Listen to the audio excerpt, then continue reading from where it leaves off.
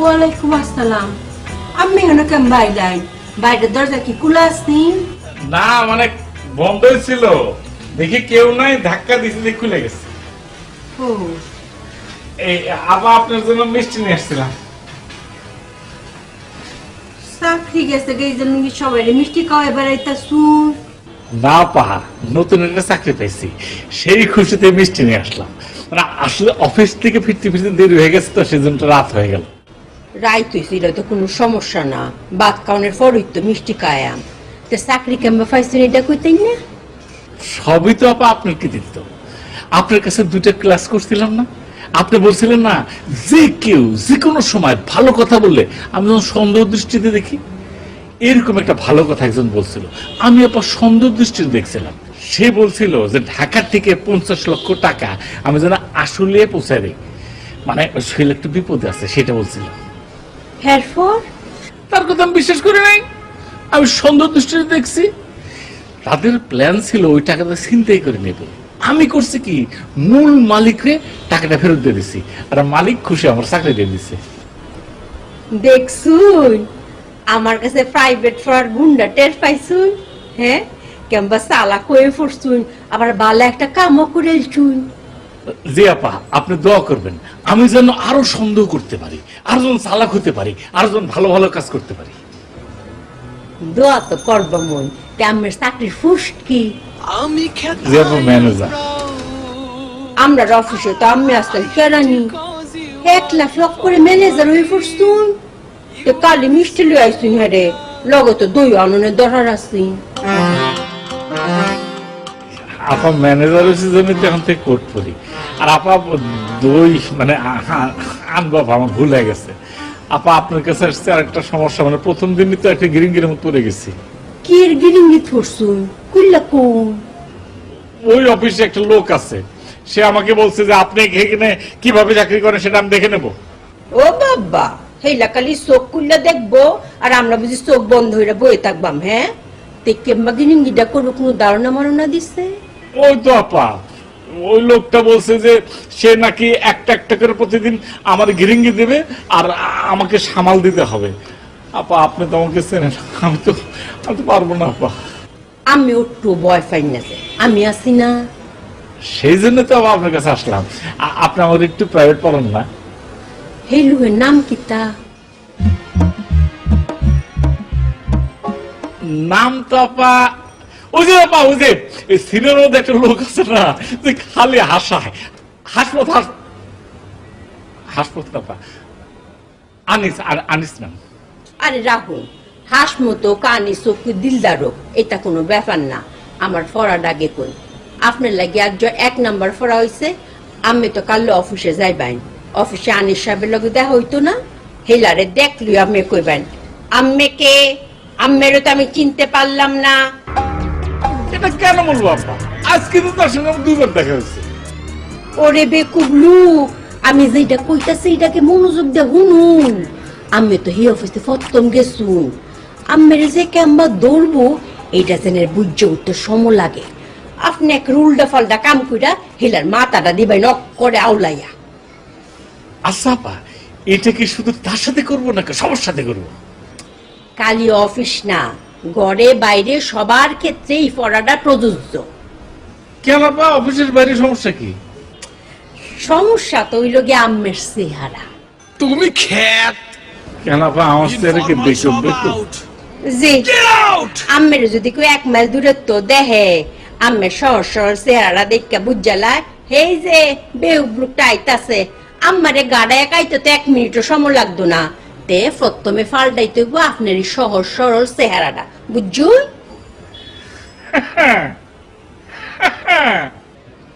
ও মায় গো, আসুন কে রে। আমার চেহারা যেন বেকুব বেকুব না লাগে, সেজন্য আমি একটা ছোট্ট একটা মোচ রাখবো। শাক দিয়া কি মাছ ডাউন যা? ছোট মাছ হলে ঢাকা যায়, কিন্তু বড় মাছ হলে ঢাকা যায় না আপা। আমি তো আর শুরু না, আমি দিই বুঝত মারা। আমার এই বুঝত মারা সাহারাটা কি শুরু কাটো মুজ দিয়ে ডাউন যাইব?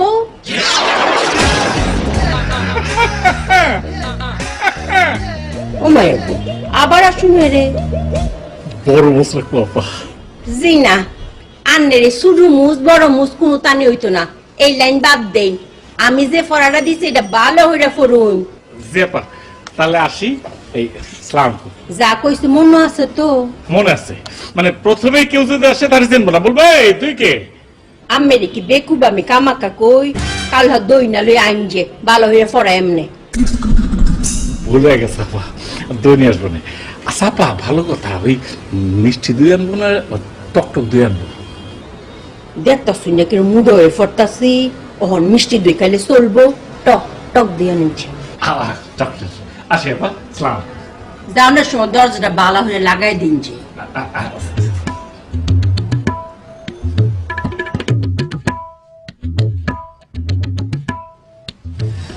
ভাবি আসসালামু আলাইকুম, কেমন আছেন? ওয়ালাইকুম সালাম। তুমি আমি সোহেল। তুমি সোহেলি মানে? ভাবি আমি সোহেলি না, সোহেলির সোহেল রানা। আমি তোমাকে চিনি তো। ভাবি কাইন্ডলি একটু ওকে ডেকে দিবেন? সোহেলি তোমার সাথে দেখা করবে না। কেন ভাবি? সেটা তো তোমরাই ভালো জানো, তোমাদের মধ্যে কি নিয়ে ঝগড়া হয়েছে। হ্যাঁ, ছোট্ট একটা বিষয় নিয়ে ঝগড়া হয়েছে ভাবি, কিন্তু ও তো আমার ফোনটা ধরতেছে না, দেখাও করবে না। না, দেখা করবে না। ভাবি আমার জন্য একটু ট্রাই করবেন প্লিজ। 1 মিনিট কথা বলি তারপর চলে যেতাম। ওর সাথে অলরেডি তোমাকে নিয়ে আমার কথা হয়েছে। ও আমাকে বলেছে তুমি আজকে আসবা। আমাকে এটাও বলেছে আজকে তুমি যখন আসবা ওকে যেন আমি না ডাকি, কারণ ও তোমার সাথে দেখা করতে চায় না। ও ঠিক আছে ভাবি, আমি তাহলে যাই।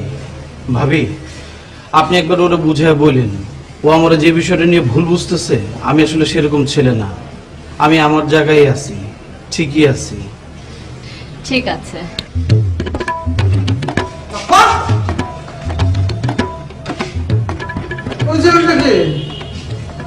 তোর সতী। কি ধরনের কথা সত্যি মানে? তুই সোহেলিকে বিয়ে করতে চাস না? হ্যাঁ করবো, সোহেলকে তো বিয়ে করবো। ও সোহেলিকে বিয়ে করতে চায়, তাহলে তোদের সম্পর্কটা কি হলো? সতীন। আর কি আজব কথা বলো, ওই ছেলেকে সোহেলে বিয়ে করবে কেন? কারণ ওদের মধ্যে প্রেম আছে। আপা তোমার কি মাথা ঠিক আছে? সোহেলির সাথে যদি ওই ছেলের প্রেমই থাকে তাহলে সোহেলি কেন আমাকে বিয়ের প্রস্তাব দেবে? কারণ ওদের মধ্যে কোনো একটা বিষয় নিয়ে ঝগড়া চলছে আর তুই মাঝখানে ঢুকে গেছিস গাধা। আরে এরকম একটা ছেলের সাথে সোহেলি প্রেম করবে কেন? ও চেহারা সুরত তো ভালো না, দেখলেই বোঝা যায় নেশা করে, খারাপ। আর তুই খুব ভালো না।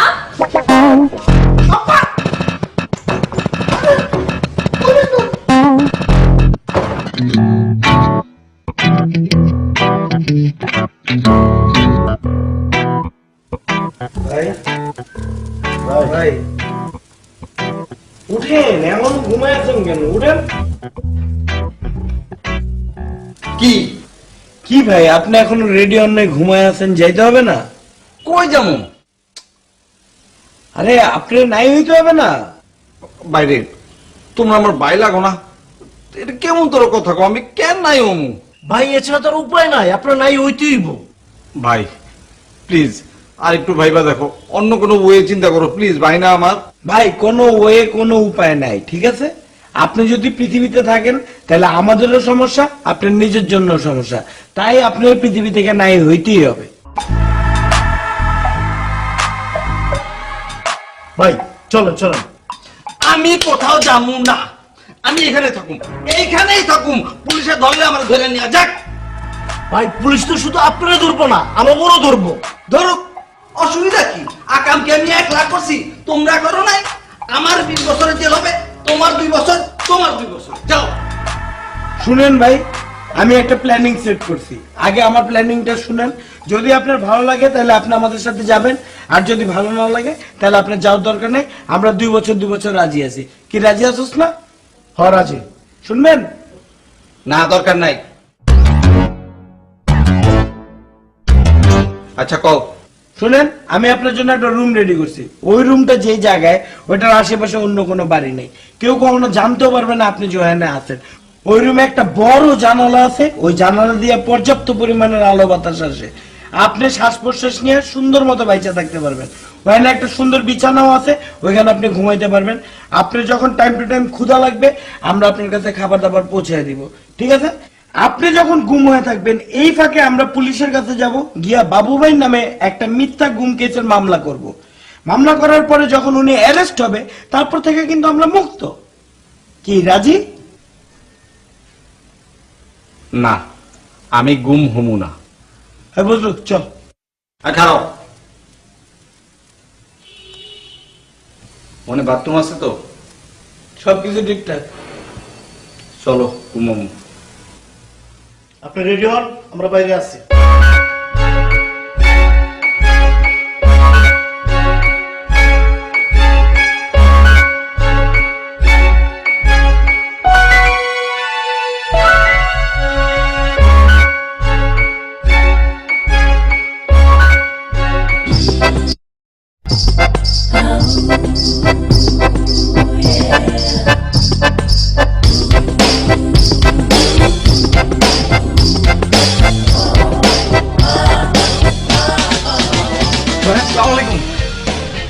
আসসালামু আলাইকুম।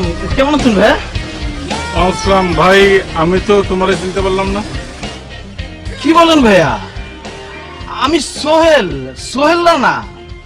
কোন সোহেল না? আমি তো একটা সোহেলের চিনি, ওই যে সিনেমায় ডিসিম ডিসিম মারামারি করে। হ্যাঁ, ওই যে আরেকটা নাম আছে যে মাসুদ পারভেজ, তার একটা গান আমার খুব ভালো লাগে, এ পার ও পার দুই পারেতে জেলে যাব প্রেমের বাতি। ভাই শোনেন প্লিজ, আমি সিনেমা নায়ক সোহেল না হতে যাবো কেন?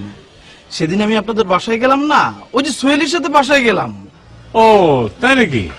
জি ভাইয়া, আপনি আমাদের বললেন যে তোমাদের দুজনের নামের মিল কিভাবে হলো, সোহেল সুহেলি। ভাই আমার ঠিক মনে আসতেছে না, আমি আসি ভাই। ভাইয়া ভাইয়া প্লিজ একটু মনে করার চেষ্টা করেন। ওই যে আপনি ফরমালিন নিয়ে একটা বক্তৃতা দিলেন, ফরমালিন মুক্ত সমাজ চান, মানে মানুষ ফরমালিনকে চিনতে হবে, সেই রিপোর্ট আজকে দেখাবে, সেই খবর দেওয়ার জন্য আপনাদের বাসায় যাচ্ছিলাম। হে ভাই, ভাই ভাই রে, আমি তো তোমার প্রথম দেখেই চিনে ফেলেছি। তাহলে এতক্ষণ না চেনার ভান করলেন যে? ভান না ভাই, ক্লাসের হোমওয়ার্ক করলাম, টিচার আমাকে বলে দিছে পরিস্থিতি কাউকে দেখলেও মানে নাচানা দিয়ে কথা শুরু করতে। এটা কিসের ক্লাস ভাই? পরে ভাই তোমাকে বলবো। আচ্ছা ভালো কথা, তুমি যে বললা ওই রিপোর্টটা কখন প্রচার হবে ভাই? ও আজ রাত 9:05 আচ্ছা আচ্ছা আচ্ছা, ঠিক আছে, থ্যাংক ইউ। আমার দেরি হয়ে যেতেছে, আমি যাই ভাই। ভাইয়া ভাইয়া 1 মিনিট। শৈলী তো তোমার সাথে দেখা করবে না ভাই। কেন ভাইয়া? কারণ তুমি তো একটা 2 নাম্বার। আমি 2 নম্বরে কি করলাম ভাইয়া? এই চাংরাই, কি হবে মানে? তুমি শৈলীর সাথে প্রেম করো, বিয়ে করবা, বাচ্চা কাচ্চা হবে, সুখের সংসার থাকবে, আমাকে তোমার বাচ্চারা মামা করে বলবে, তোমার বাচ্চারা তোমাকে আব্বা আব্বা করে বলবে, এই সবই সব প্ল্যান। এর মধ্যে তুমি আর একটা প্রেম করা শুরু করে দিয়েছো। হ্যাঁ, পরকিয়া। এই কোন মেয়েটা মেনে নেবে? আচ্ছা ভাবলাম মেনে নিল, মেয়ের ভাই হিসেবে তো আমি মেনে নেবো না রে ভাই। আপনি সব কি বলতেছেন ভাইয়া? আমি তো আপনার কথা কিছুই বুঝতে পারতেছি না। বুঝবে না কেন? শস্যার মধ্যে তো ভূত ঢুকে গেছে রে ভাই। তুমি ফরমালিন বিরুদ্ধে কাজ করতে দেন, নিজে তো ফরমালিন হয়ে গেছো, তাহলে চলবে? সোহেলি আপনাকে এইসব কথা বলছে? হরে ভাই, তাছাড়া আমি জানবো কোত্থেকে? আমি সোহেলিনে বললাম, সোহেলি ওই ছেলেটারে ফোন কর, ওই যে মাসুদ রানা কি যেন ভাইয়া সোহেল রানা। ও হ্যাঁ হ্যাঁ, সোহেল রানা। আমি বললাম সোহেল রানারে ফোন কর, যে আমার যে একটা ইন্টারভিউ নিল ওটা কবে প্রচার হবে। এই কথা শুনে সে বলে, ভাই ওর কথা বলো না, একটা ফাজিল, একটা ওই যে সোনিয়া নাই কোন মেয়ের সাথে প্রেম করে, ওর কথা আমাকে বলো না। ভাই এইসব কথা আমি বলতে পারবো না, আমার দেরি হয়ে যেতেছে, আমি যাই ভাই। হ্যাঁ আমি যাই।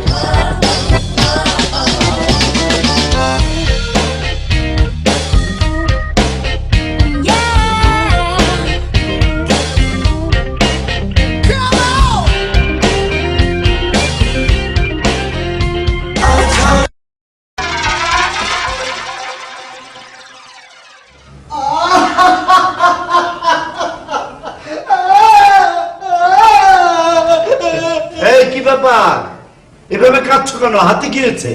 স্যার আপনি আমাকে বলেছিলেন না পাগল হতে সাবধান, আমি স্যার সাবধানে ছিলাম।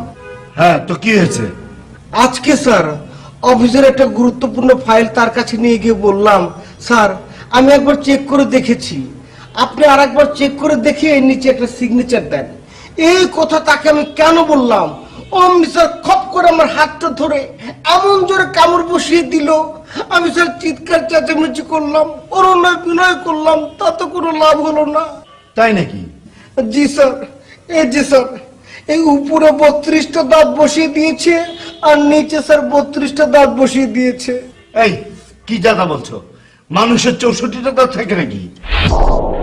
না স্যার, ভুল হয়ে গেছে, 16 32। আমি আপনাকে খুলে দেখাচ্ছি স্যার। না না না না, খুলতে হবে না, আমি দেখছি। আচ্ছা বাবু সাহেব কোথায়? স্যার, আমি তো কামড়টা খেয়ে হাসপাতালে গিয়েছিলাম, হাসপাতাল থেকে ডাইরেক্ট আপনার রুমে, সম্ভবত এখনো রুমেই আছে। আচ্ছা ঠিক আছে, তুমি তোমার টেবিলে যাও, আমি ওনার সাথে কথা বলে দেখছি।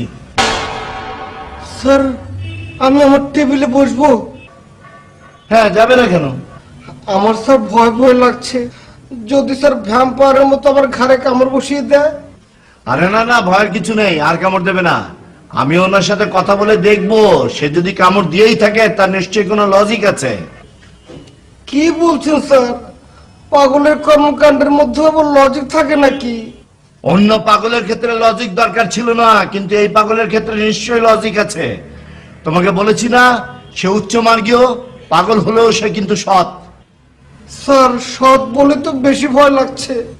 সৎ বলে বেশি ভয় লাগছে কেন? স্যার, উনি যদি হাসতে হাসতে আমার বুকে ছুরি বসিয়ে দেয়? আরে কি আবল তাবল বকছো? জি স্যার, আমার এক মামা ছিল, অত্যন্ত সৎ, সেই সাথে পাগল, একদম বাবু সাহেবের মতো হুবহু মিলে গেছে। সে স্যার সবসময় ছুরি নিয়ে খেলা করত। একদিন ছুরি নিয়ে খেলা করতে করতে এক লোকের বুকে ঠাস করে ছুরি বসিয়ে দিল, লোকটা মারা গেল, কে চলে গেল কোর্টে। আমাদের উকিল দাঁড়িয়ে বলল, মাননীয় ইওর অনার, উনি একজন পাগল, সুস্থ মস্তিষ্কে ছুরিটা মারেনি। বিচারক বলল, সুস্থ মস্তিষ্কে ছুরি মারেনি বলে খুন যে হয়নি তা তো না, খুন হয়েছে, অতএব ওনাকে ফাঁসিতে ঝুলতে হবে। আরে তোমার মামার ফাঁসি হয়েছে কারণ সে খুন করেছে, বাবু সাহেব তার খুন করেনি। সে তোমার হাতে একটু কামড় দিয়েছে। স্যার, খুন করেনি, কিন্তু অ্যাটেম্প টু মার্ডার তো করেছে। ওনার ফাঁসি না হোক, 2 বছরের জেল তো হতে পারে। আনিস, তুমি কিন্তু বেশি কথা বলছো। তোমাকে বলেছি তোমার টেবিলে গিয়ে কাজ করতে, যাও কাজ করো। জি। এই শোনো, সে যখন তোমার হাতে কামড় দিয়েছে তখন কি অফিসের কেউ দেখেছে? না স্যার, চাল্লু পাগল তো। আমি আপনাকে বললাম না স্যার, আমি ফাইল নিয়ে ওনার রুমে ঢুকেছি।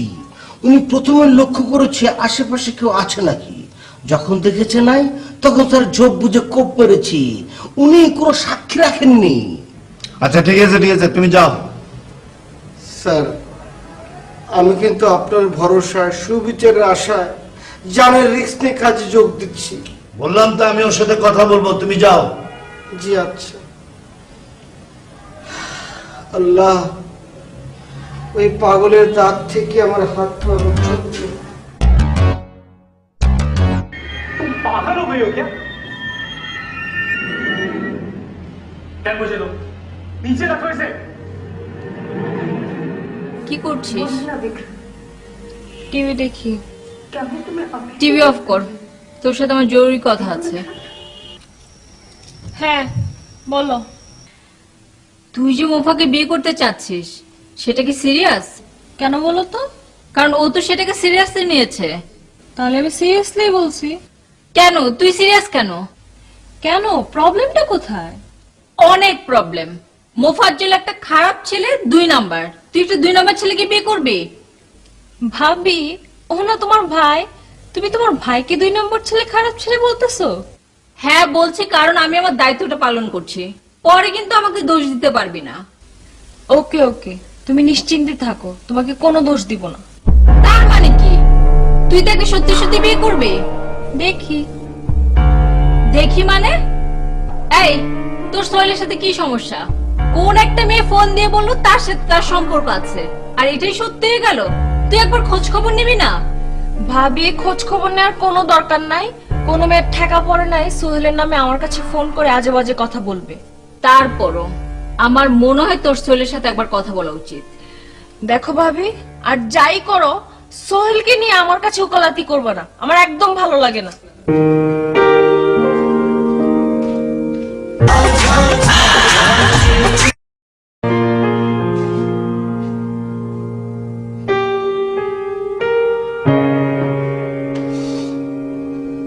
খিদে লাগছে, খাইতে দাও তো। পরে খাবি, তোর সাথে আমার গুরুত্বপূর্ণ মিটিং আছে। গুরুত্বপূর্ণ মিটিং? ঠিক আছে, তোমার গুরুত্বপূর্ণ মিটিং বলে ভালো। তুই যে সোহেলিকে বিয়ে করার ধান্দায় সব কাজকর্ম ছেড়ে এখানে ঘুরে বেড়াচ্ছিস, সেটা কি তুই বুঝে শুনে করছিস? তো কি, বিয়ের মতো একটা গুরুত্বপূর্ণ জিনিস না বুঝেই করবো? আমি যাই না বুঝা সঠিক সিদ্ধান্ত নিয়েছি। তুই কচু সিদ্ধান্ত নিয়েছিস। ওই মেয়ের যে মাথায় সিট আছে তুই জানিস? মানে? ওই মেয়ে ঘুমের মধ্যে হেঁটে বেড়ায়। কি ধরনের কথাবার্তা বলো আপা? মাথায় সিট আছে তা ঘুমের মধ্যে হাঁটবে কিসের জন্য? এইটা একটা রোগ। সে যে ঘুমের মধ্যে হেঁটে বেড়ায় সে নিজেও জানে না। সারা বাড়ি ঘুরতে ঘুরতে আবার এসে সে বিছানায় ঘুমায়। তো বেশ, সমস্যার সমাধান তো হয়ে গেল। আরে বাবা, সে হাঁটতে হাঁটতে তো আর অন্যের বাড়িতে যায় না, ঘুরে ফিরে নিজের বিছানায় তো আসবে, তাই না? হ্যাঁ, এসে যখন তোর গলাটা টিপে ধরবে তখন বুঝবি। এটা কি ধরনের কথা? সে আবার গলা টিপে ধরবে নাকি? হ্যাঁ, গলা টিপে ধরে তোকে মেরেই ফেলবে। খবরদার এই মেয়েকে তুই বিয়ে করবি না। ঠিক আছে, তুমি বাদ দাও। তাহলে কি সিদ্ধান্ত নিলি? বিয়ে করবি? হ্যাঁ, বিয়ে করবো না কেন? বিয়ে করবো। তুই কি মরবি? মরবি তুই বিয়ে করে? আরে মরবো কিসের জন্য? ওরে বিয়ে করে গ্রামে নিয়ে যাবো। তারপর আমাদের ওই যে দক্ষিণ পাড়ায় ফয়েজ ফকির আছে না, ওরে দেখাবো। তোমার মনে আছে না, ফয়েজ ফকিরের কাছ থেকে একবার পানি পড়ালাম দুলাবারে বস করার জন্য। ওরে দেখাইলো, তার বিস্কোবাজারটা করে দেবে, কোন রকম জিন পরি থাকবে না। আমি ওরে বিয়ে করবো। তুই কিভাবে এই মেয়ে বিয়ে করিস আমি সেটা দেখবো। আমার খিদে লাগছে, খাবার দাও। তোর খাওয়া দাওয়া সব বন্ধ, তুই আজকে না খেয়ে থাকবি। এটা কি ধরনের অত্যাচার শুরু করলে?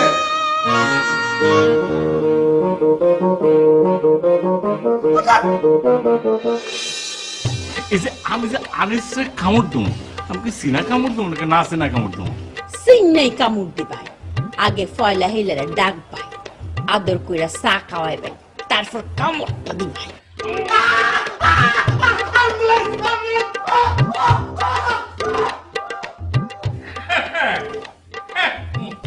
মামলা যে করছো বাদীকে ভাইয়া, কার ভাইয়া? আপনার ভাইয়া, আপনার বড় ভাই, আপনি গুম হয়েছেন বলে বাবু ভাইয়ের নামে গুম কেসের মামলা দিয়ে দিছে। আমরা যা খুশি তাই করবো, এর মধ্যে তুমি আমার ভাইয়েরা টানছো কেন? বাবু সাহেব, জি স্যার। ক্রাইসিস মুহূর্তে ভেঙে পড়লে চলবে না, ভয়কে জয় করতে হবে। কারণ আপনার মতো বোকা ও সৎ মানুষ সমাজে দরকার আছে।